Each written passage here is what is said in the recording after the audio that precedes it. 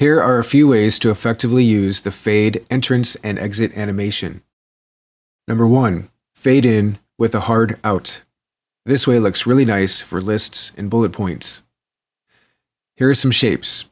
Notice on the timeline how the next one starts just after the previous one ends. Each one has an entrance animation, fade, set to half a second. None of them have an exit animation, except for the last one in the sequence, which is also a fade, set to half a second. That way the sequence can start with a fade and end with a fade, but the rest of the shapes just fade in and disappear.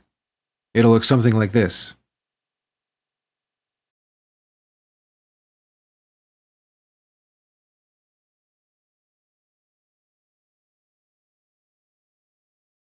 Number 2, same as number 1, but the sequence is horizontal. This way looks really nice too.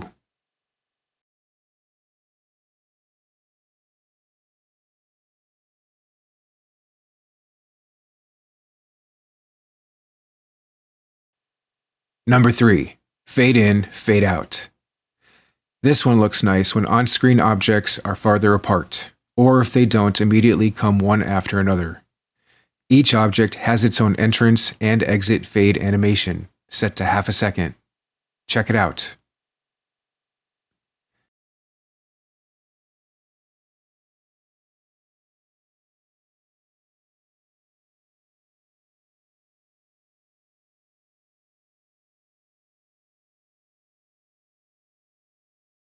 Great.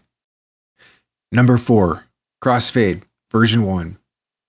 This way looks nice when cross-fading images with a uniform size. Notice the overlap on the timeline. The second image fades in over the top of the first, and when the fade is complete, the first one gets removed from the timeline. There is no exit fade on the image underneath. Having an exit fade won't give us the look we want. Check it out.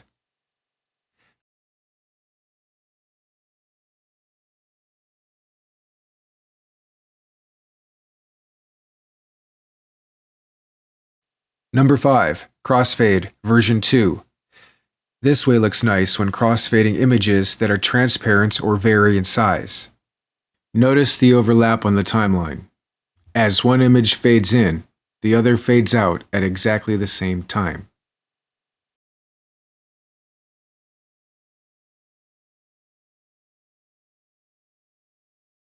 Check it out.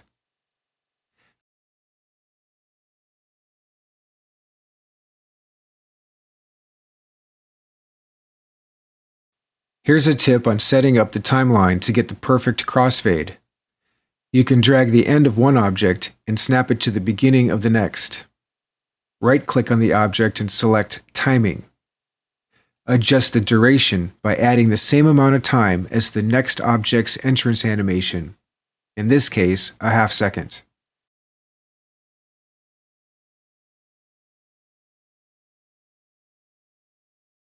You can also drag the beginning of the next object and snap it to the end of the previous object. Right-click on the object and select Timing. Adjust the start time by removing the same amount of time as the previous object's exit animation.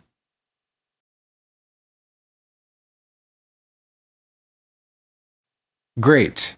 There you have it. A few ways to effectively use the fade entrance and exit animation. If you learned anything from this video, hit like and subscribe. And if you have any questions, leave a comment below.